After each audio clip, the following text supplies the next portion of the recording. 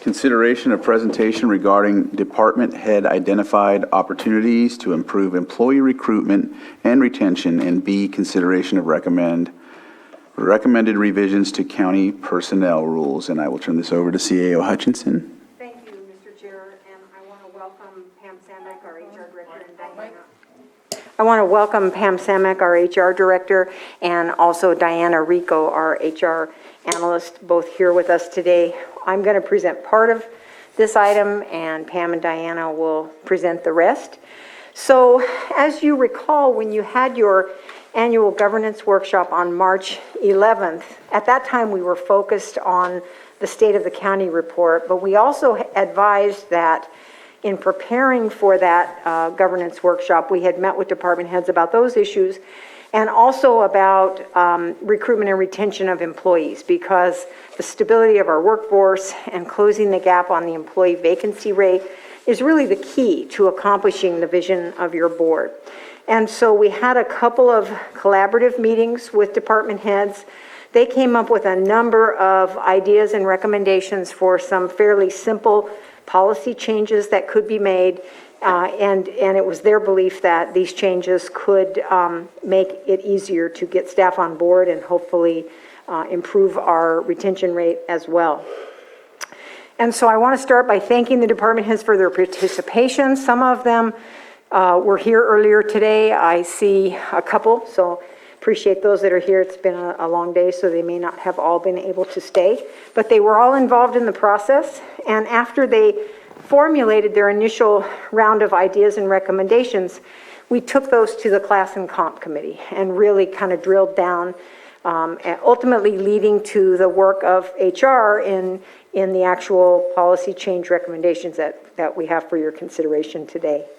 So what the department heads told us at that time was, for applicants, in other words, for employment candidates, we needed to make policy change to improve candidate interview processes and to better calibrate the need for pre-employment physicals. There are a limited number of classes that require a full-on physical, and this delays hiring. It takes a while to get that scheduled and done. Department heads also told us that we needed to enhance our recruiting efforts, beginning with training on how to better use social media to broaden candidate pools. So in other words, use social media to reach candidates really where they are. Department heads also asked for skills testing for applicants to make sure people are proficient in tools like Microsoft Office, Excel, PowerPoint, etc., for the positions that require that. And for current employees, department has recommended a streamlined employee performance evaluation form and human resources training in a number of areas. And so, as I said, in the weeks since then, Pam and her staff have worked very diligently to prepare some changes for your consideration today that she'll present in just a moment. This is not an entire rewrite of the personnel rules, but we all acknowledge that they need more work. What today is about is really focusing on some quick fixes that the department heads indicated would really help move things along. So, Pam? Good afternoon. I'm Pam Samek. You just need to wait for Sam to turn you on. There And you you go. need to put it pretty close to your mouth, Pam. I mean, Okay. Yeah, within Good afternoon. Pam Samek, Director of Human Resources, and Diana Rico, Deputy Director of Human Resources. And in February, we sent out a recruitment survey trying to ascertain how departments felt about the recruiting process, what they knew about it, what they liked, what they didn't like. We got some interesting results. It's clear that our 18 pages of recruitment rules are quite confusing to them. So that would be one thing, and we will discuss some simplifications and modifications to those rules to allow the departments a little more flexibility. The other part is that it is clear that we need to create like a guide and some training and conduct training so they know what's possible, so they know the information that needs to go in NeoGov, also so we could get better data on time to hire, and the information we need, but they have to do part of the work and HR has to do part of the work. So going forward, we will be creating some NeoGov training and training the departments and the end users in the information we really need to collect to get some meaningful data.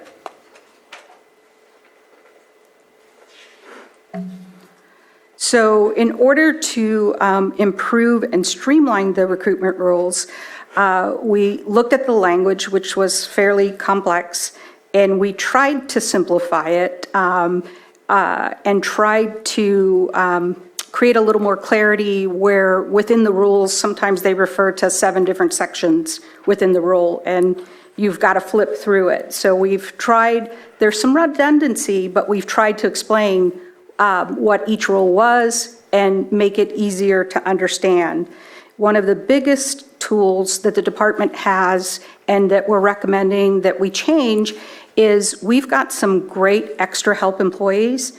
Currently, they're not allowed to apply for promotional-only recruitment. This is a change that most departments requested, so we are requesting that now our extra help employees, who in some cases have been with us many years, and we know their work ethic, we know their abilities, now they're able to apply for promotional-only recruitments. We also added some additions and to disqualifications based on department head input, and in some cases you get the same applicants who will apply for every job opening, and although they may meet the minimum qualifications, the department is interviewing the same person 5, 6, 10 times. So if they've interviewed that person 2 times within 1 year and they made a determination that this person would not meet the department needs, now the department may ask for a disqualification based on having previously interviewed the candidate. If the applicant has applied to multiple positions and failed to show up, now the department head has the flexibility to request that this person just be removed from the list because they're taking up a spot, we're setting up a schedule, and on a regular basis they're not showing up. Qualified applicants who have previously quit a current county job with no notice, walking off the job, the department head, if they apply for the same department, may request that person be removed from the eligibility list. Now, unranked, untested eligibility list will now include 15 candidates rather than 10. This gives the department more flexibility and eliminates the need to do a panel interview for under 15 applicants. This will greatly speed up the process because you don't have to convene a panel, find a panel. Sometimes convening a panel can add 3 weeks to the recruitment. Applicant testing, HR will be working with the departments to develop applicant testing as a part of the screening process where necessary. That way they know what skill sets the applicant truly has, and they're not extending the recruitment process in the interview process doing another test. Oral interviews, we're now going to include, which it's always been a part of it, but now they may do a phone interview, a phone screen as a part of the interview process, a Zoom meeting. We're just specifying multiple ways to conduct the interview process, that it doesn't have to be in person. With Zoom being such a wonderful tool, also you can get a pre-screen and do a pretty good phone interview and not have somebody come in to meet the department or the panel. This again gives the department more flexibility. HR will create NeoGov training. We will create an interview guide with interview questions that departments can use. Also assessment forms, which will help document the interview process and outline the next steps. So those are the main changes, other than some language, to the recruitment rules that we're recommending today. We also took a look at all of the jobs, and I looked at 15 years' worth of workers' comp data and made a recommendation to change 50 positions from physicals to medical questionnaire only, which will also help streamline, because oftentimes, because of the lack of ability of getting physicals, sometimes that can add a month to the process, to the recruitment process. So in looking at that data, we looked at the position, how physical it is, and then what type of injuries happened with that position to identify if there are things that would be caught in a pre-employment physical. We believe that the questionnaire answers most of those questions, and in attachment B, thank you, we made the recommendations to switch those to questionnaire only. In addition, we streamlined the evaluation form, met with the department heads. They really liked the new format. This should help reduce the number of late evals, make it easier to document the evaluation process, and helps each of the departments and the employee going forward.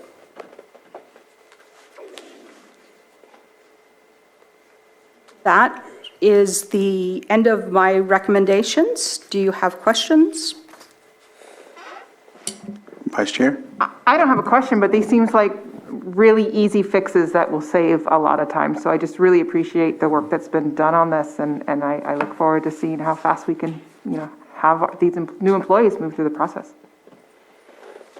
Supervisor Sabatier? Thank you for this. I think it's good for us to review these things, especially as we are looking to reduce our vacancies. We want to make sure that the process is as efficient and as least burdensome as possible, both for the applicant and also the hiring department. Went through this with a fine-tooth comb. I did send a lot of stuff over to Ms. Samick as well as CAO Hutchinson. I wanted to read at least a few of those because some of them is just typographical errors, and I'm not going to go over that. There was a lot of places where I was a little concerned on the, what's the right term to use? On the capability of the Human Resources Director to take actions for what I believe should be the hiring department, such as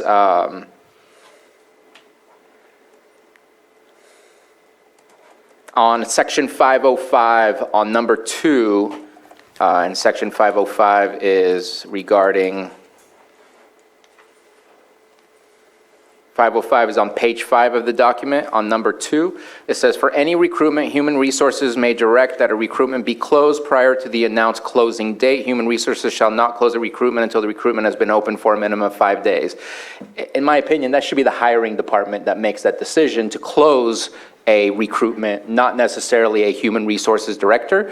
And obviously there needs to be communication and things like that, but it just seems like that gives just the power to Human Resources. And in my opinion, I see Human Resources as a resource for the hiring department in order to obtain the staffing that they need, and that should be a decision coming from the department that requested the hiring process in the first place. And there was Let me share. Yeah, before you go on, could we respond to that one? Yes. So actually, that rule came into place in 2018. And back in that day, we used to get a lot of applicants. We could have 60 applicants for an office assistant job.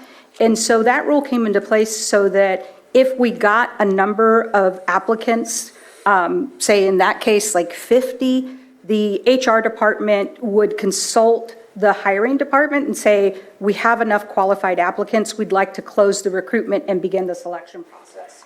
So it didn't come like out of HR just randomly decided to close a recruitment. It's always at the behest of the department, or because we feel like we have enough qualified applicants and we can begin the selection process to limit the amount of time for the recruitment. And I can tell you, I've now been here 3 years, I've never closed a recruitment to date. Right, and I understand that, and you said you always at the behest of the hiring department, and so I just if it's always, then why not put that in the language? And there's also no, if we reach a certain Qualifier, amount, yes. there's no qualifying statement of if we have 60, which, good God, that's a lot of. That'd be glorious. That's a lot of processing of paperwork and sitting down for potential interviews. I get that we don't want to just be interviewing all day, every day for 365 days a year, just to find the one person. At that stage of the process, though, the hiring department wouldn't know how many applications have been received because HR is the department that tends what is coming into NeoGov and then takes those applications and screens them to determine if applicants are qualified and should be placed on a hiring list.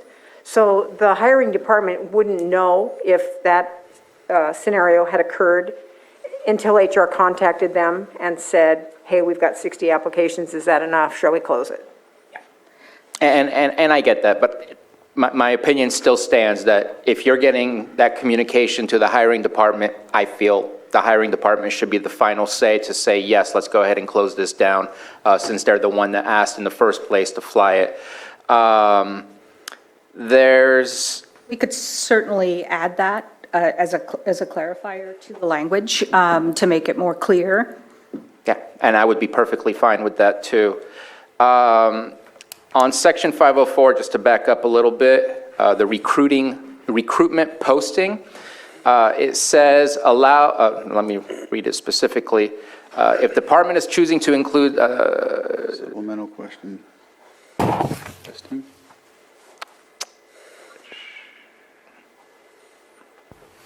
It just doesn't say something. Not all standard, in my opinion, if I asked you as a director to fly a position, I would expect that it goes through the standard process of posting. But I know that there are special positions that might require special type of posting.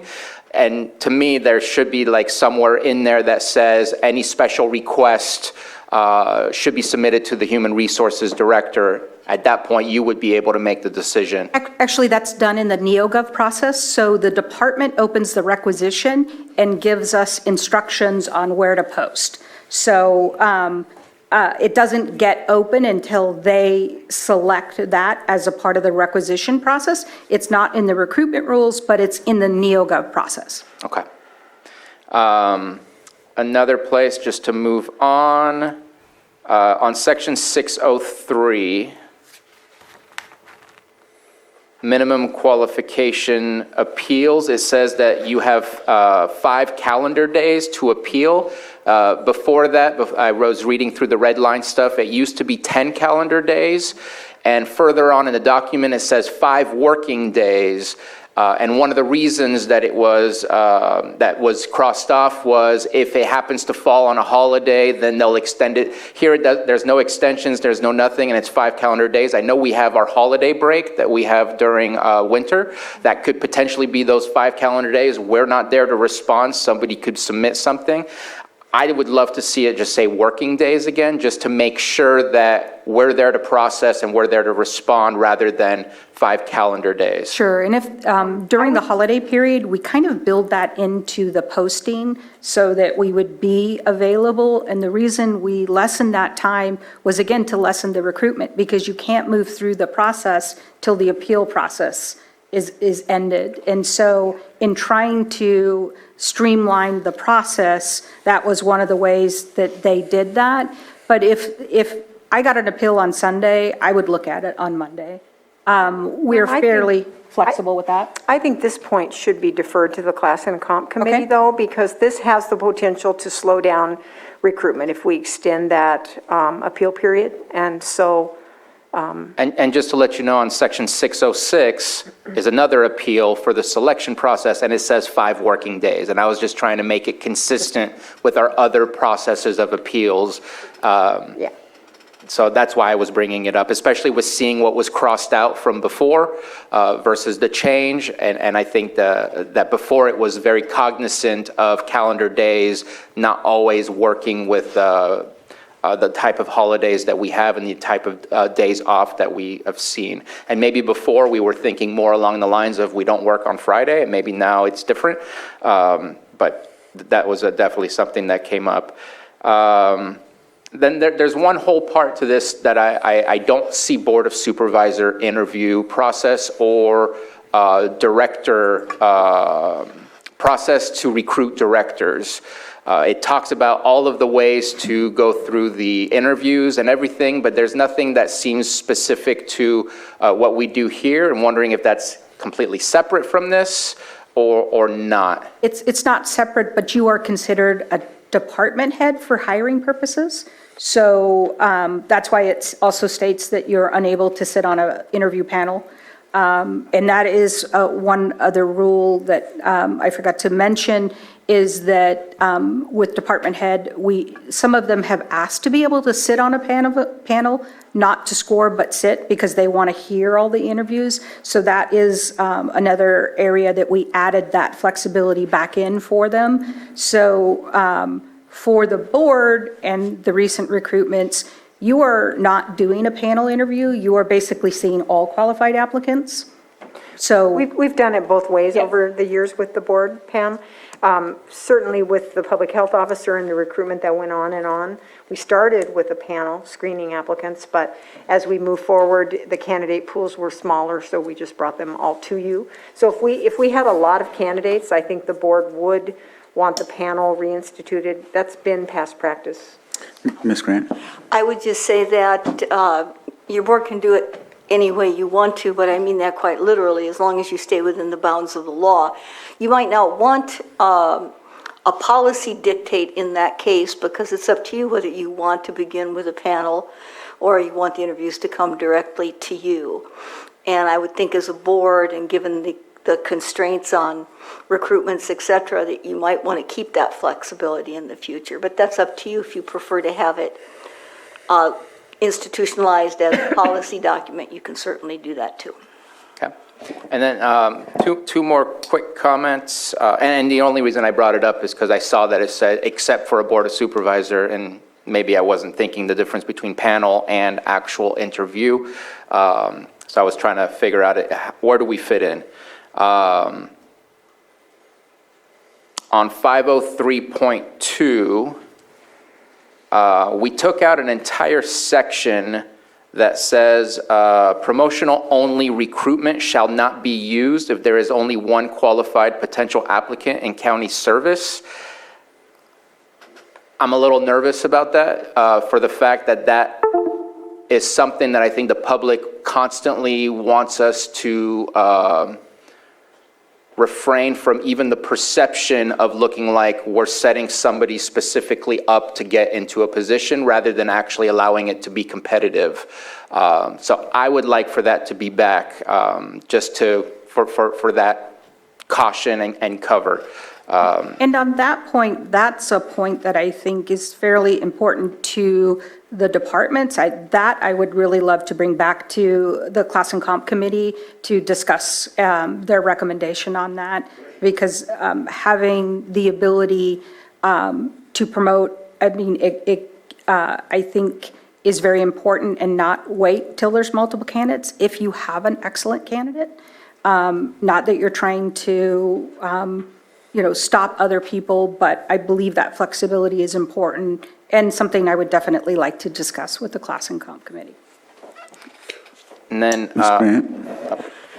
Just from a legal perspective, I would say that that might be fine as long as you have objective criteria. That would solve some of your concerns in terms of subjectivity, but it would also make it clear that it's not just, oh, there's nobody else out there, so I'm going with so-and-so. Because it's 1,000 employees. Well, again, they have to apply and meet the minimum qualifications. So they're meeting our minimum qualification standards. So you cannot, besides the board may appoint, but you cannot promote somebody that doesn't meet those minimum qualifications.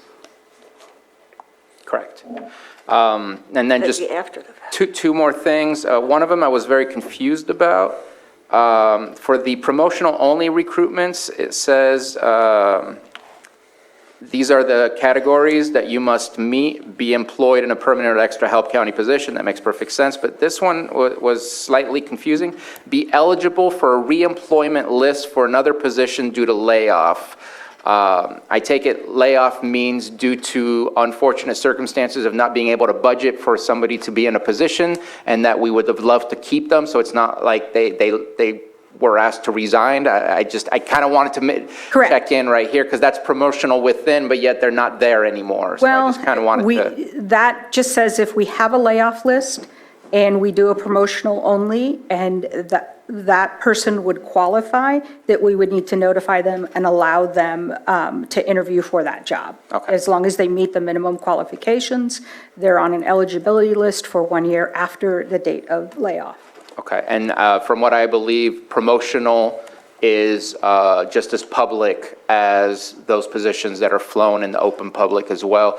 You could see that on our website when it says that. So Yes. therefore, if somebody has been laid off, they can go ahead and see that those things are available. And HR would look at that list and probably send a notification saying there's a job that you might be eligible for, and allow them to apply. We haven't had a layoff list, thank goodness. So we haven't had that come up in my tenure. Right. And then my last thing is about the evaluation form. I appreciate it. I also know that it's going to be a interactive to a certain degree, PDF, or they can print it out and do it on paper. At one point, it would be really nice, something as simple as a Google form where it actually keeps track of these things, so we can actually get data of just an idea of how things are going as a whole, not to, I mean, I guess a department head would want to see the specifics, but it's nice to be able to carry over some data and see how are things going in each department, and I'm not asking the right questions, but it's data collection that if it's just on paper, it doesn't really translate into data. It just translates in, you finish the paperwork. And it would be nice if we can use something that's available to us where it can collect that data, or we could do that in the future. I think that's a future dated project, but we do actually input the review score in the HRIS system so that the review is done and they meet, exceed, needs improvement. If it's a needs improvement, then they must give the employee 90 days to get their performance up to standards. So we do collect some level of data, but I could only run it to the degree that our current system allows me to, which is not the best system. No, it's definitely limited. And my last part is on the evaluation. It does not state whether you're working in the office or working remotely or kind of a hybrid. And I think that's an important tag for us to learn as we continue to use remote work, to understand, are people working from home doing a better job of keeping up with what they're expected to do by their directors, or are we seeing that things are kind of falling down as we do the remote work? I just think it would be a useful data point to collect. And we do, within the HRIS system currently, we can select, yes, they are a remote worker or no, but we don't have the capacity to say it's 1 day, 5 days, 2 days, permanent. So you could add, oh, sorry, scared myself. You could add that to a report to collect that data. Again, we're a little limited on the reporting side of things, but yes, we could collect that data. That's it. Any other comments from the board members? Appreciate the work being done, obviously. Getting our vacancies filled is something very important. I know the hard work that's been done to get to this point is greatly appreciated. I know Supervisor Sabatier had about 5 or 6 things that were suggested. I thought I heard Pam, as we move forward in this conversation, that there were a couple, at least the first one, I think you were amenable to changing some language. You guys can help me go to each section, come here as 502 or 503, whatever it is. But what I would like to do, from my point of view, I think some of the changes being suggested, I think 2 of them you were like, yeah, we could be amenable to. Instead of going back to the class and cup, I'm ready to move forward with some of the suggestions at this point and keep this process moving forward. So Those are my thoughts on it. I'm not going to spend a lot of time. I appreciate the work. And we know that there will be more work like this coming down the pipe. But anything we can do to help support our directors to streamline this opportunity for them, I think we just need to take every chance we can. And it's not going to be perfect. But I think Supervisor Sabate made some good suggestions that maybe we could change today, but continue moving on with this process and hopefully approve this today. So those are, I guess when we make the motion, that's what we'll be thinking about. I'd rather not have it not go back to the class comp committee. I'd rather move forward with something today. That's. Well, we're that's hoping my to do gift on both, it. quite honestly, is move forward with something today and then go Okay. back and have a few discussion points with the class and comp committee, but not hold up what's recommended for today. But we could definitely walk through the suggested changes and tell you which ones we think could change now versus the ones we would take to committee. So we get some action today and can implement some things immediately. And I see at least one or two department heads, I don't know if they wanted to comment on this. They were all a part of the discussion that led us to this point. Am I allowed to speak? Yes, go ahead, Todd. Yes, thank you. Todd Metcalf, Director of Behavioral Services. I was involved in these discussions and conversations, and I do want to thank Human Resources for all of this work and how I can already see it's helping streamline things and especially helping speed up the recruitment process. So I support everything that's been said today. I appreciate the board members' comments, and I fully support moving all of this forward because it's just been amazing. My managers and supervisors are especially thankful for the streamlined performance evaluation form template, which I too really like. So I just want to thank the work at Human Resources in trying to move a lot of this forward. I've been now with the county for 10 years, and I truly appreciate these changes, these positive changes. So thank you, Human Resources. Thank you, Todd. Are there any other directors that have any insight? Not seeing any. So, Mr. Chair, maybe we could just run through the list of Supervisor Sabate's. I had one, I just wanted to. sure. yeah. Okay. My only thing was, so I was looking at, when it came to taking, having an applicant apply so many times so they become to a point where they're not really accepted for application any longer. There's a specific situation with a situation in code enforcement, and I think Carol knows who I'm talking about and what I'm talking about, where the gentleman, during the time frame, we were having a hard time recruiting and keeping anybody for code enforcement.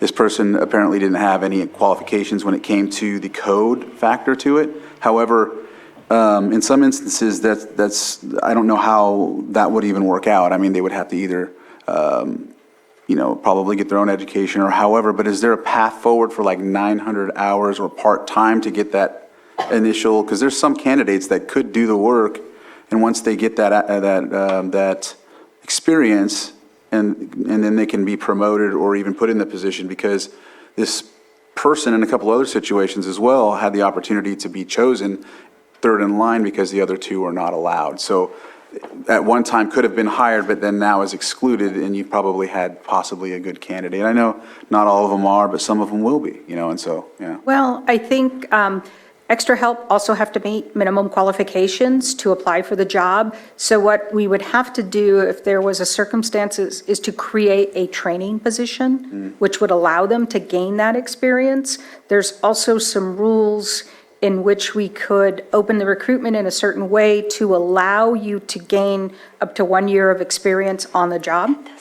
So there are ways to look at that if the department wants to work with HR. We also suggest that when we're looking at the candidate pool, but you've got to advertise that up front. Okay. That you're allowing for that training. And I think, that's why some of our minimum qualifications have been reduced, is because we had some limited applicant pools, and it allows people to get training on the job. Right. Well, and I only say that because when we were in the specific situation, we weren't getting anybody hired. It was a very difficult thing. We had a lot of people in different town halls that were like, we don't have code enforcement officers, this and that. Of course, so I do like what you stated, rather than having it avoid or circumvent or anything like that, have a training position situation or something like that. That's something we could probably look at in the future, but I needed to highlight that because at one time, the person was possibly going to be hired, so. Well, I think we have to put our heads together and work around a situation like that, and communication is just key in developing that. All right. Ms. Grand, did you put your, no. I thought I heard the thing go click. Sorry, that was, She clicks it really loud. I do, I don't know why. It's not aggression, I'm not an aggressive person. The only thing I was going to say is when you're talking about somebody who doesn't meet the minimum qualifications for a position, they're not eligible for the interview, obviously. So if you're talking about developing a new training position, that would legally afford you a solution. Right, and the training assignment allows somebody who is not fully qualified to serve in the training capacity for 12 months while they attain those qualifications. It's a rule we added a couple of years ago. It's not widely used.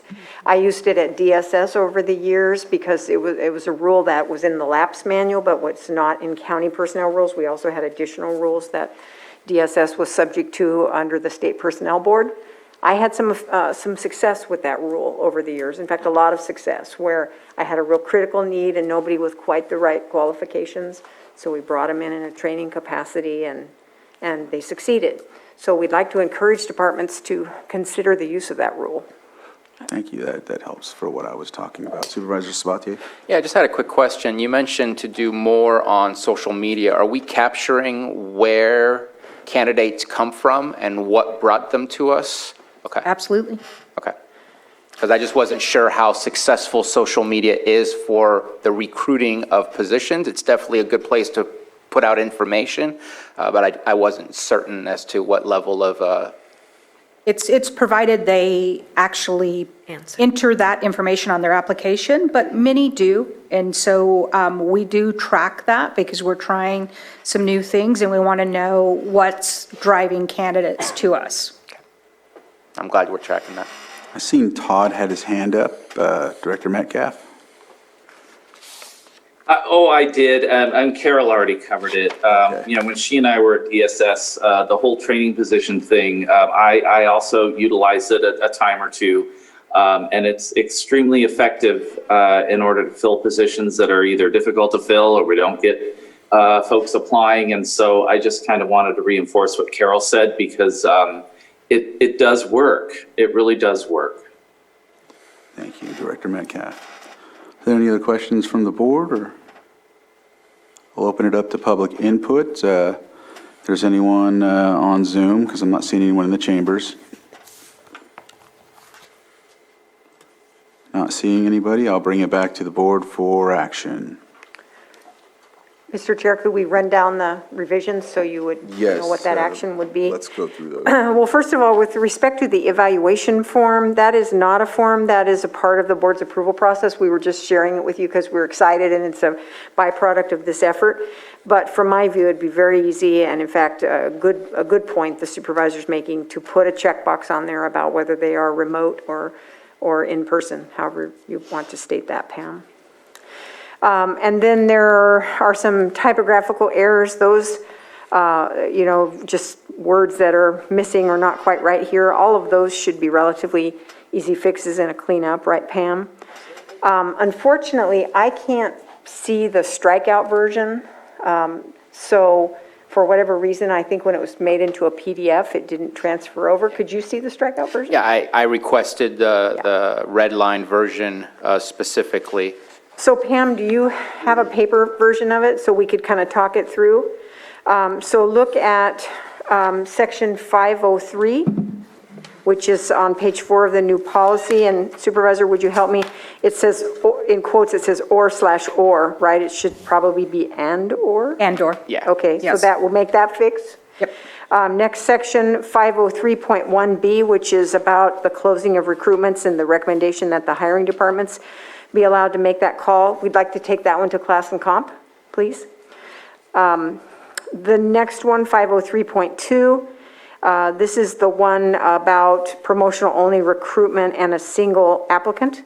We'd also like to take that one to class and comp. Section 504, to allow hiring departments to state where they can post recruitments. As Pam explained, they already state that when they request the recruitment in NeoGov, so I think we've got that one covered. Section 505, number 2 there, states that the HR director has the ability to close a recruitment prior to the 5 days. I think this is this related to the other one? This is Yeah. the same request of, Yeah. that it should be the hiring department. And so you for had that said- one, again, class and comp, please. Section 602.3BI should say that then the job description's requirements shall apply instead of deadline shall apply. Is that just a typo, Pam? Yes. Yes. Okay, we'll fix that. Section 603.5 should be 5 working days. And we talked about taking that to class and comp, but I think the bigger point is that in some places it says working days, in some places it says calendar days. Do you want to take that one to class and comp, Pam, or do you want to just make a call? I think we can make that 5 working days, and then we don't have to build recruitments around holiday and things of that nature. Great. Section 703.2, active Board of Supervisors members may not serve on a panel. We can ignore that one. Yeah, okay. Either 7.3 needs to reorganize the list, or we need to change to 703.1 and .2. It just doesn't read quite well. Pam, what are you seeing there? That's just a cleanup. Yeah. Yeah. We'll cleanup. clean that up. Okay. And last one, I think, second paragraph of 802, there's the word "the" is said twice, right? Yeah, they're receiving the Yeah. list. We'll update that. And can I just add something? Sorry. For 503.1B, where it Yes. states may be closed at any time, this is specific to continuous recruitment. So the continuous recruitment, if there's only one vacancy and the department has already decided on an applicant to hire, and they've gone through background and medical, HR would there wouldn't be an additional vacancy for an additional applicant or employee. So I believe we can keep it as HR can decide to close because it's specific for a continuous recruitment only. If it's possible to say if all vacancies filled, because right now it just says open until filled, do not have a closing date, and Yes. may be closed at any time, but it doesn't specify. Okay, okay. And again, it's to make sure that we're working directly with our hiring department so that Right. we don't accidentally stumble their efforts by closing something down early, which again, I'm assuming that that doesn't happen. Yes. But I know it does, because Okay. I've experienced HR in different places, and it's accidents that happen. If we have it on paper that's what needs to happen, then it, But won't that limit their ability if something else were to happen and maybe that position is no longer needed? They wouldn't be able to close it because it hasn't been filled? It just almost seems better to leave it more open where they have that ability to close it. but to me, the hiring department can do that anytime. And I'm asking HR to help me hire somebody, HR closes it, and I say, I didn't want you to close it. I feel there needs to be, that, in my opinion, if it's full and there's no vacancies, absolutely, that makes perfect sense to close it. But if it's not full and there's still vacancies, in my opinion, it requires communication with the hiring department to make sure, is this what you want for us to close this? Because I don't want to close something that you still want us to remain open.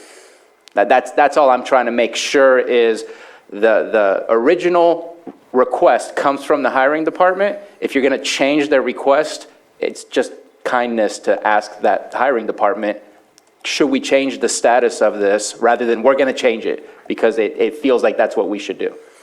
So, yeah, and I heard that, and I thought when we went through it the first time, Pam, I thought maybe we could just add some language in there that just clarifies exactly what Supervisor Sabato is saying, that before you close it, you're communicating with the department, and I don't know where to put that language in there, but it could be written in there, I think, in that manner, because I think what you really brought to the table was, hey, this just says HR can do it, and it doesn't say you're going to communicate with anybody before you make that decision.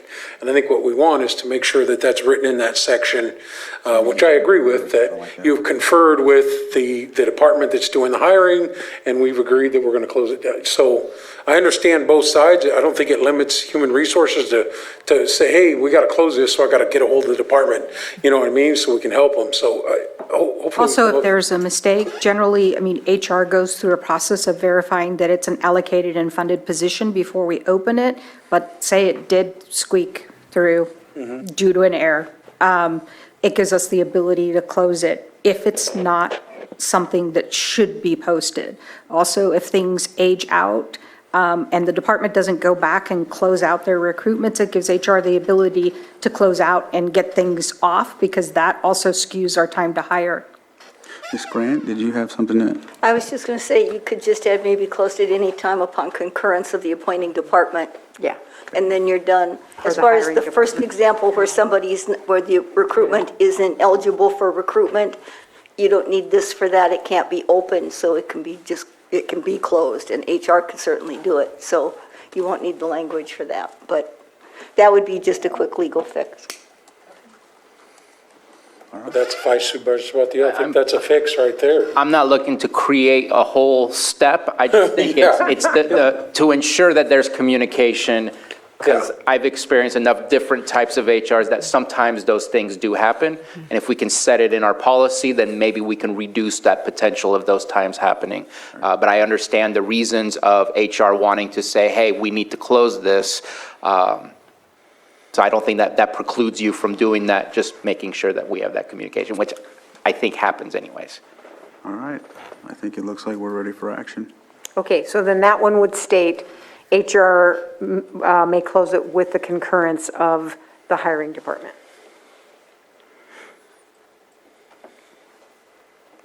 So a few things to take to the Class and Comp Committee, and the rest for approval today. All right. And I appreciated the document because I was not aware of every little bit of detail of that document. You only know what you know. And so seeing, more of these things, I had the same kind of reflection on the data that we received from behavioral health this morning. Seeing more and better understanding is very useful, and I appreciate the review of the document as well as being able to go through the document. So thank you so much. So just clarification on the motions as we move forward here. Carol, you stated that the interview process, or let's see, approved changes, policy, applicant interview process, the evaluation isn't part of it, all right. So I just want to make sure. We're going to do 3 motions? Let me go back to that, Supervisor. Let's see. It says approved changes to county policies surrounding applicant interview processes.